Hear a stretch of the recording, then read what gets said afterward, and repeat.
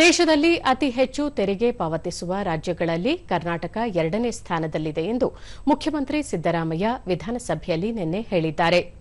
ಗ್ರಾಮ ಪಂಚಾಯಿತಿಗಳು ಅತಿ ಹೆಚ್ಚಿನ ತೆರಿಗೆ ಸಂಗ್ರಹಿಸುವ ಪೈಕಿ ರಾಜ್ಯ ದೇಶದಲ್ಲೇ ಮೊದಲ ಸ್ಥಾನದಲ್ಲಿದೆ.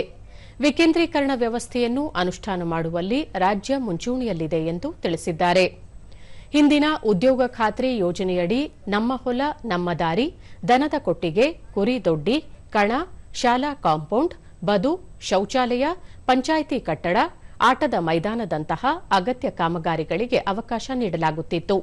ಹೊಸ ಯೋಜನೆಯನ್ನು ಪಿಎಂ ಗತಿಶಕ್ತಿಯೊಂದಿಗೆ ಜೋಡಿಸಲಾಗಿದೆ ಎಂದರು.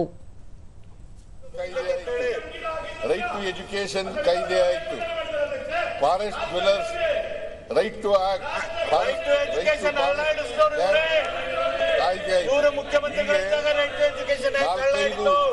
ಆಕ್ಟ್ಗಳು,